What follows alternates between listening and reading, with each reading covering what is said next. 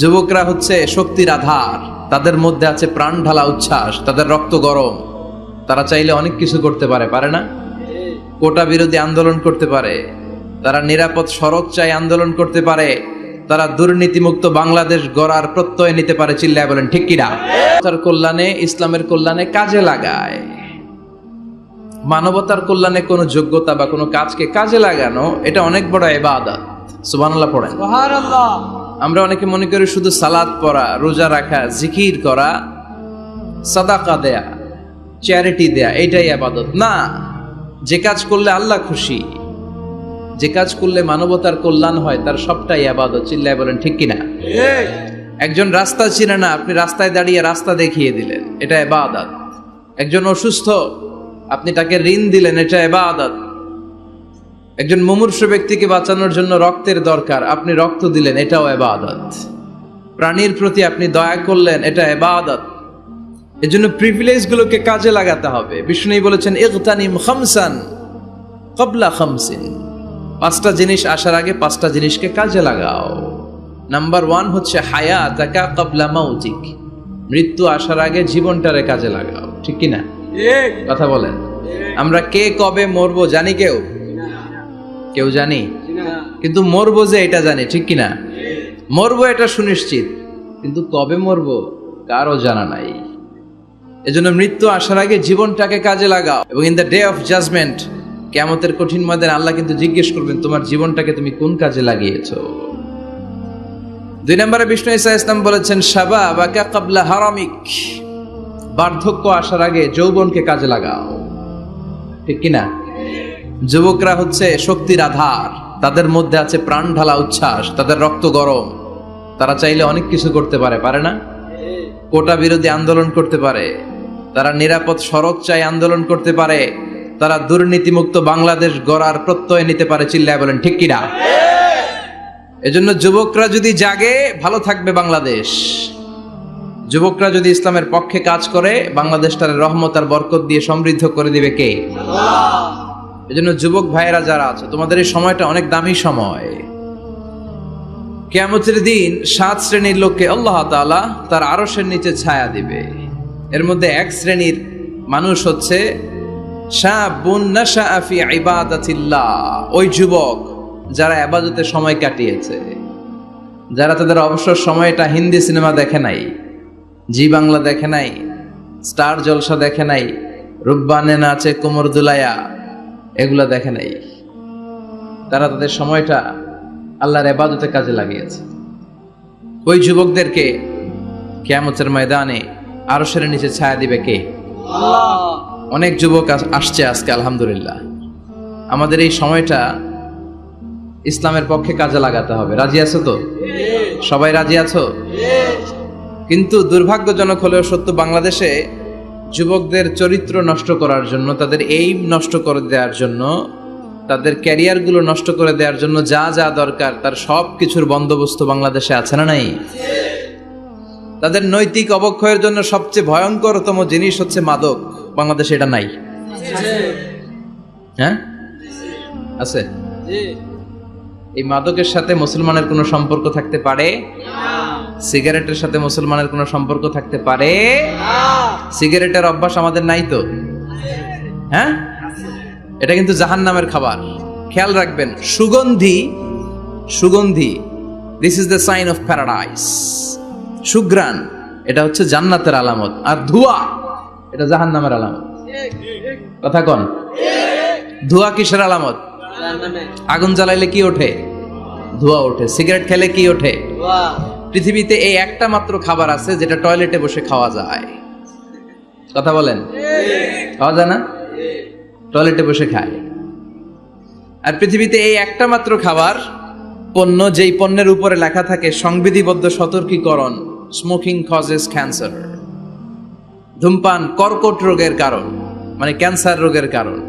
তার মানে এই পণ্যটা খেলে ক্যান্সার হয়। পৃথিবীতে আর কোনো পণ্যের গায়ে এরকম লেখা থাকে না যে এটা খাইলে এই রোগ হয়। ফর এন এক্সাম্পল, বাজারে এক বিস্কুট আসছে। কি আসছে? এই বিস্কিটের গায়ে লেখা, এই বিস্কিট যদি কোনো বাচ্চা খায়, ওই বাচ্চা ডায়রিয়াতে মারা যাবে, উপরে লেখা। কিনবেন? কথা বলেন, কি বলবেন? তোর বিস্কুট তুই খা, তোর বলা মরুক। কথা বলেন। কিন্তু সিগারেট এমন একটা পণ্য যেটার গায়ে লেখা থাকে যে এটা খেলে মানুষ মরে, তারপরও মানুষ খায়। সিগারেট হয় টোবাকো প্ল্যান্টস থেকে, তামাক পাতা থেকে। কোত্থেকে? তামাকের চাষ টাস কমে গেছে না, এটাতে আবার বেড়া টেরা দেয়া লাগে না, কারণ ছাগলও মুখ দেয় না। কথা বলেন। তো যেটাতে ছাগলও মুখ দেয় না, এটা কি মুমিন বান্দা মুখ দিতে পারে? জোরে বলেন। এই ধোয়ার কারণে আপনার লাংস শেষ হয়ে যাবে। লাং যেটা দিয়েছে আল্লাহ, ফুসফুস, এটা শেষ। এটার ভেতরে একটা পয়জন আছে, নিকোটিন। কি বলে? এই নিকোটিন আপনাকে শেষ করে দিবে। প্রতি বছর গোটা বিশ্বে এই নিকোটিনের কারণে হাজার হাজার মানুষ মরে যারা স্মোকিং করে। এজন্য স্মোকিং এর সাথে আমাদের কোনো সম্পর্ক থাকতে পারে না। তো স্মোকিং তো অনেক পাতলা বিষয়। এখন স্মোকিং কে ছাড়িয়ে ইয়াবা, গাঞ্জা, মারিজুয়ানা, ফেন্সিডিল এগুলো আছে না নাই? এই যে কি একটা আসলো ইয়াবা, এটা পেঁয়াজের ভিতরেও পাওয়া যায়। মানে পেঁয়াজ ভেঙে এটার ভিতরে ইয়াবা নিয়ে আসে, আলু কাইটা ভিতরে ইয়াবা নিয়ে আসে, লাউয়ের ভিতরে ইয়াবা বইরা নিয়ে আসে। দেখা যায় লাউ কেটে দেখা যায় ইয়াবা আছে না নাই? এই ইয়াবা এতদিন ছিল ইউনিভার্সিটি লেভেলের ছেলেরা খেত, নেমে আসলো কলেজে, হাই স্কুলে, এখন প্রাইমারির ছেলেদের মধ্যেও ইয়াবা ঢুকছে। দেশ কোন ভয়ঙ্কর অবস্থায় দাঁড়িয়ে আছে, হুঁশ নাই আমাদের। তো যে যুবকেরা এবাদতে রাত কাটাবে, হ্যাঁ, এবাদত করে করে রাতের আধারে যারা সেজদাতে রয়, আমরা গানে শুনি যে চোখের পানি দিয়ে যেখানে ঝড় উঠবে যে যুবকদের, সেই যুবকেরা এখন ইয়াবা নিয়ে ব্যস্ত, মারিজুয়ানা নিয়ে ব্যস্ত, ফেন্সিডিল নিয়ে ব্যস্ত। এজন্য এলাকাতে এই ফেন্সিডিলের ব্যবসা, ইয়াবার ব্যবসা, এগুলোকে সংঘবদ্ধ হতে দিবেন না। জনপ্রতিনিধি কেউ আসছেন কিনা জানি না মঞ্চে, আমি জানি না, এটা আপনাদের দায়িত্ব। আপনারা এলাকার গণ্যমান্য ব্যক্তিবর্গদেরকে নিয়ে ওদের যে স্ট্রং একটা সিন্ডিকেট আছে এটারে ভেঙে দেন, এলাকাটারে সুন্দর করেন, যুবকগুলোরে আল্লাহওয়ালা হতে সাহায্য করেন, ঠিক কিনা? তাহলে যুবকদের চরিত্র ধ্বংসের ক্ষেত্রে সবচেয়ে বড় হাতিয়ার হচ্ছে এই মাদক। নাম্বার 2, সেটা হচ্ছে পর্নোগ্রাফি। এখন হাতে হাতে মোবাইল আছে না নাই? এই যে এটা একটা সিনেমা হল, এটার নাম কি? কথা কন। যত সিনেমা আছে সব ঢুকানো যায়, আবার মাহফিলে ঢুকানো যায়। The choice is yours, the decision is yours. তুমি জান্নাতে যাবা না জাহান্নামের লাকড়ি হবা, সিদ্ধান্ত তোমার। এগুলোর ভিতরে এখন ব্লু ফিল্ম পাওয়া যায়, ইন্ডিয়ান নায়িকাদের নেকেড সিনারি পাওয়া যায়, যায় না? কথা কন। যুবক ভাইরা, এগুলো থেকে তোমাদের বেঁচে থাকতে হবে। তোমরা আগামী দিনের সম্ভাবনা, তোমাদেরকে অনেক দূর যেতে হবে। You have to make a very bright career for your society, for your family, for your country. তোমাদেরকে অনেক দূর যেতে হবে। এজন্য নজরের লাগামটাকে টেনে ধরতে হবে। বিষ্ণু বলেছেন, আন-নাযার সাহামুন মাসমুম মিন সিহামি ইবলিস।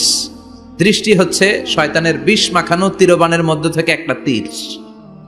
এই তীর দিয়ে শয়তান যুবক আর যুবতী মেয়েদেরকে কাবু করে ফেলে, ঠিক কিনা? চিল্লায় বলেন ঠিক কিনা?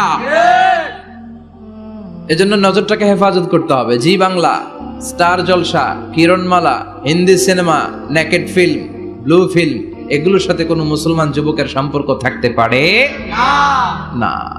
আমাদের দেশের ছোট্ট ছেলে মেয়েরা মসজিদে গেলে আমরা তাড়িয়ে দেই না? তুরস্কে একটা প্রজেক্ট নিয়েছে, যে ছোট্ট ছেলে মেয়েরা 40 দিন লাগাতার 40 দিন ফজরের সালাত জামাতে পড়বে। মসজিদ কর্তৃপক্ষ তাদের প্রত্যেককে একটা করে সাইকেল দিবে। এখন পোলাপানগো ভিড়ে মুরব্বীরা প্রথম কাতারে জায়গাই পায় না। সুবহানাল্লাহ কইবেন না? সুবহানাল্লাহ। হোয়াট এ অ্যামেজিং প্রজেক্ট, কি সুন্দর ইনিশিয়েটিভ। আমরাও চাইলে নিতে পারি, ঠিক কিনা? এরপর খুব সম্ভবত কুয়েতে বা কাতারে মসজিদ কমিটি আরেকটা প্রজেক্ট নিয়েছে, সেটা হচ্ছে ফজরের সালাতে মুসল্লিদের সংখ্যা খুব কম। মসজিদ কমিটি ঘোষণা দিয়েছে, যারা ফজরের নামাজে আসবে না, ফজরের নামাজে যেই পুরুষরা আসবে না, অর্থাৎ তাদের স্ত্রীরা তাদেরকে ফজরের সময় ডেকে দেয় না, এজন্য মসজিদের ফান্ডিং এ, মসজিদের টাকা দিয়ে ওই পুরুষগুলোকে দ্বিতীয় বিবাহের ব্যবস্থা করে দেয়া হবে। কথা বুঝতে পারছেন? খরচ মোহরানা সব মসজিদ কমিটির। সেকেন্ড ম্যারেজ প্রজেক্ট, দ্বিতীয় বিবাহ প্রকল্প। এই ঘোষণা দেওয়ার পর থেকে এরপরের দিন মসজিদ প্যাকআপ। সারা রাত কোনো মহিলা ঘুমাই না। আল্লাহু আকবার পড়েন। তো এই ইনিশিয়েটিভ গুলো কিন্তু আমাদের নেওয়া দরকার। পরিবর্তন হতে শুরু করেছে। এখন digital Bangladesh. Now we are launching the satellite. So Bangladesh এখন অনেক এগিয়ে গিয়েছে। এখন তথ্য প্রযুক্তির যুগ। কোনটা সহি কোনটা দঈফ একটা ক্লিকে আমরা পেয়ে যাই, ঠিক কিনা? আমরা যারা বক্তা আমরাও কথা বলে ছাড় পাই না। ধরে হুজুর রেফারেন্স কি বলেন, আছে না নাই? তার মানে গণসচেতনতা শুরু হয়েছে। এজন্য আমাদেরকে এই প্রজেক্ট নিতে হবে।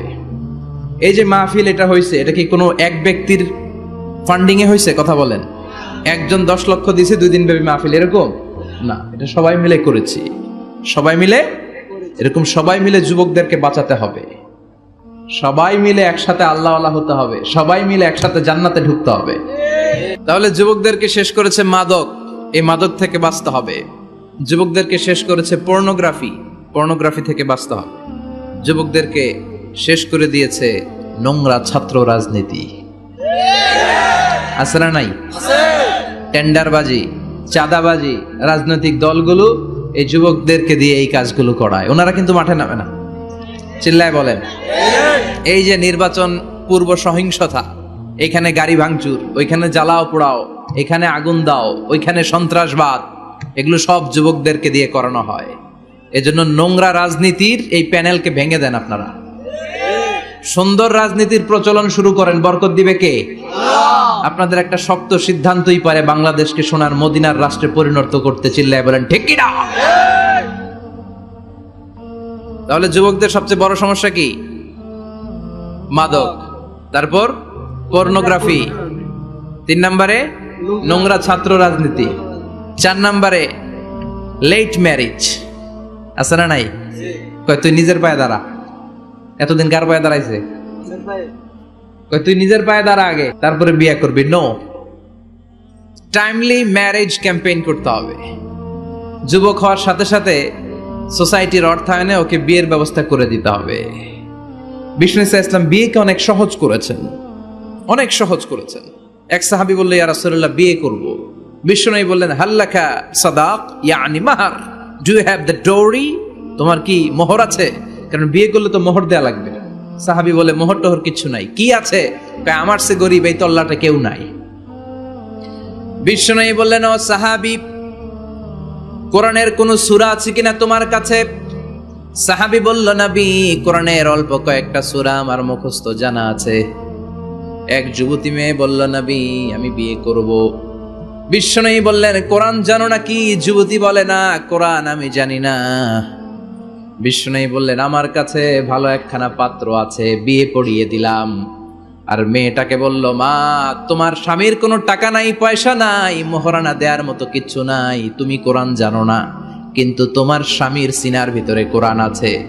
তোমার কোরআন জানা নাই, প্রতি রাতে তোমার স্বামী তোমাকে কোরআন শিখায়া দিবে, সূরাগুলো মুখস্থ করায়া দিবে।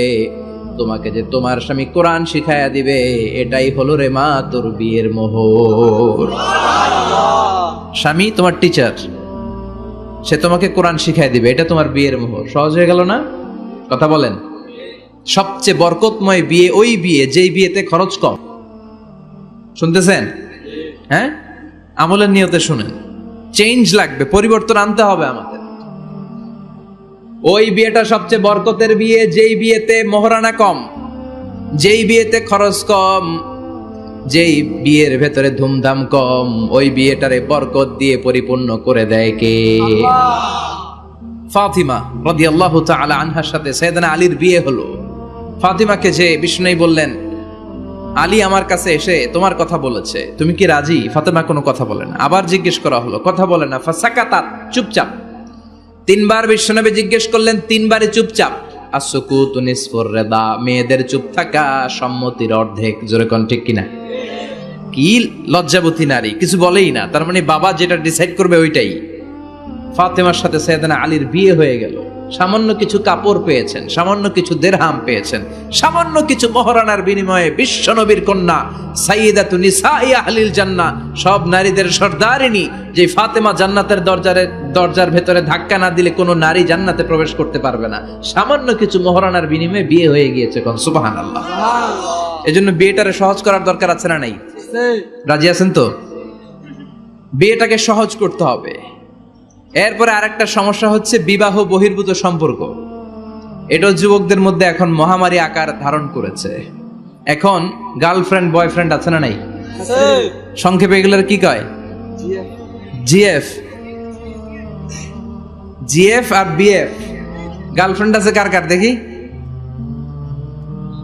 হ্যাঁ, ওই যে একটা হাত তুলছে, ওরে নোবেল প্রাইজ দেওয়া দরকার। যুবক ভাইয়েরা, এগুলো থেকে বেঁচে থাকতে হবে। তোমাদের এই উচ্ছ্বাস, তোমাদের এই শক্তি ইসলামের পক্ষে কাজে লাগাতে হবে।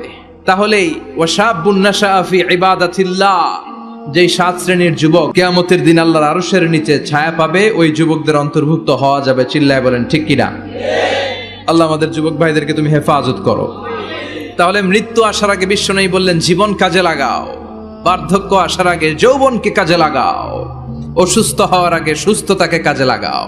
সুবহানাল্লাহ পড়ে। এরপরে বিশ্বনবী বললেন দারিদ্রতার কষাঘাত আসার আগে ধনাঢ্যতাকে কাজে লাগাও। 5 নম্বরে সব শেষে বিশ্বনবী বললেন ব্যস্ত হয়ে যাওয়ার আগে অবসরকে কাজে লাগাও। এগুলোকে কাজে লাগাতে রাজি আছেন? সবাই রাজি আছেন তো? রাজি আছেন সবাই? আল্লাহ তুমি তৌফিক দাও। চিল্লায় পড়েন আমিন। আর জোরে পড়েন আমিন। খেয়াল রাখবেন, নবীদের সাথে যারা বিরোধিতা করেছে তারা সন্ত্রাস, আর নবীরা ছিল মুজাহিদ। চিল্লায় বলেন ঠিক কিনা? তার মানে বিশ্বনবী ছিলেন মুজাহিদ। এবার সন্ত্রাসীটার নাম বলেন। আবু জাহেল। মুসা আলাইহিস সালাম ছিলেন মুজাহিদ, তাহলে সন্ত্রাসটার নাম বলেন। ইব্রাহিম আলাইহিস সালাম ছিলেন মুজাহিদ, তাহলে সন্ত্রাসটার নাম বলেন। তার মানে হকের পক্ষে যারা তারা সবাই মুজাহিদ, আমরাও মুজাহিদ। চিল্লায় বলেন ঠিক কিনা? কল্যাণের কথা যারা বলে তারা মুজাহিদ, অন্যায়ের দিকে যারা ডাকে তারা সন্ত্রাস। কোটা বিরোধী আন্দোলন যেই যুবক ছেলেগুলো করেছে ওরা মুজাহিদ, ওদের বিরোধিতা যারা করেছে ওরা সন্ত্রাস। নিরাপদ সড়ক চাই আন্দোলন যে ছেলেগুলো করেছে এক একটা মুজাহিদের বাচ্চা, ওদের বিরোধিতা যারা করেছে এক একটা কুখ্যাত সন্ত্রাস। এজন্য হকের পক্ষে যারা থাকবে, ইসলামের পক্ষে যারা থাকবে, ন্যায় নীতি সাম্যের পক্ষে যারা থাকবে তারা মুজাহিদ। বাই ডিফল্ট এগুলো মুজাহিদ। চিল্লায় বলেন ঠিক কিনা? আর বিরোধিতা যারা করবে সন্ত্রাস, কুখ্যাত ইন্টারন্যাশনাল সন্ত্রাস। ফেরাউনও তার নাম আল্লাহ রাখে নাই, সে তার নাম দিছিল আমি তোমাদের বড় রব। কি দিছিল? فحشر فنادى فقال انا ربكم الاعلى। বিশাল একটা গ্যাদারিং করে সবার সামনে কয় আমি বড় খোদা। আমি কি? আমি বড় খোদা, রব্বুকুমুল আ'লা, তোগো বড় রব, কিন্তু আমি আল্লাহ। এটা কইছে? কথা বলেন। বিষ্ণু ঈসা ইসলাম মসজিদে নববীতে সালাত আদায় করছেন। তিনি নামাজ শুরু করলেন, আল্লাহু আকবার। রুকু থেকে উঠে পড়লেন সামি আল্লাহু লিমান হামিদা। পেছন থেকে সাহাবারা পড়ল রব্বানা ওয়ালাকাল হামদ। এক সাহাবী অতিরিক্ত বাড়িয়ে পড়ল হামদান কাসীরান তাইয়িবান মুবারাকান ফিহি। 4টা শব্দ অতিরিক্ত পড়ল। কয়টা? 4টা। এই সাহাবী ছাড়া আর কেউ এই 4টা শব্দ অতিরিক্ত পড়ে নাই। নামাজ শেষে বিষ্ণু ঈসা ইসলাম বললেন, কে অতিরিক্ত 4টা তাসবিহ বানিয়ে বানিয়ে পড়েছো যেটা আমি শিখাই নাই? আমি শুধু শিখিয়েছি রব্বানা ওয়ালাকাল হামদ। ও আল্লাহ, প্রশংসা আপনার জন্য, প্রেজেস ফর ইউ, আপনার জন্য প্রশংসা, ও মাই লর্ড। এতটুকু শিখিয়েছি, ওয়ালাকাল হামদ। কিন্তু এরপরে অতিরিক্ত বললা কেন? হামদান কাসীরান তাইয়িবান মুবারাকান ফি। কে পড়েছো? দাঁড়াও। কেউ দাঁড়ায় না। বিশ্বনবী অভয় দিলেন, আমি কিচ্ছু বলবো না, দাঁড়াও। বিশ্বনবী যখন অভয় দিলেন, অভয় পেয়ে এক সাহাবী হাত তুলে দাঁড়ালেন, বললেন ইয়া রাসূলুল্লাহ, আমি পড়েছি, আমারে মাফ করে দেন। বিশ্বনবী বললেন, কেন বললা? আমি তো শিখাই নাই। পেয়েছো কোথায়? সাহাবী বলল, ইয়া রাসূলুল্লাহ, রব্বানা ওয়ালাকাল হামদ মানে oh my lord, all praises to you. ও আল্লাহ, সব প্রশংসা আপনার। তো আল্লাহর প্রশংসা যখন আমি করতে শুরু করি, অল্প করলে আমার পোষায় না, এজন্য আমি বাড়িয়ে বাড়িয়ে করি, বেশি বেশি করি। এটা আমার নিজ থেকে আমি বানিয়েছি, আমি বানিয়ে বানিয়ে পড়েছি হামদান কাসীরান তাইয়িবান মুবারাকান ফীহি। আমাকে মাফ করে দেন। বিষ্ণু বললেন, কোনো সমস্যা নাই, ভয় পেও না, চিন্তা করো না। তোমরা তো দেখোনি, আমি দেখেছি। সালাত অবস্থায় আমি দেখতে পেয়েছি তোমার এই অতিরিক্ত 4টা যে তাসবিহ, এটার সওয়াবটা বিদউয়া 30 মালাইকা, 30 জনেরও বেশি ফেরেশতা কে কার আগে আল্লাহর আরশে এই সওয়াবটা পৌঁছে দিবে এ নিয়ে আল্লাহর আকাশের মধ্যে তারা প্রতিযোগিতা করছিল। এজন্য আল্লাহর প্রশংসার দরকার আছে না নাই? ওয়া ইন তাউদ্দু নি'মাতাল্লাহি লা তুহসুহা, আল্লাহর নেয়ামতগুলো যদি গুনতে শুরু করে দাও, গুনে শেষ করা যাবে না। এজন্য বিষ্ণু বলেছেন, try to utilise the privilege. আল্লাহর দেয়া প্রিভিলেজ গুলো, চান্স গুলো, অপরচুনিটি গুলো তোমরা ব্যবহার করতে চেষ্টা করো। আল্লাহর এই রহমত বরকত গুলোকে কাজে লাগাও। ইগতানিম খামসান ক্বাবলা খামসিন, 5টা জিনিসকে 5টা জিনিস আসার আগে গনিমত মনে করো, কাজে লাগাও, ইউটিলাইজ করো। Try to take the best out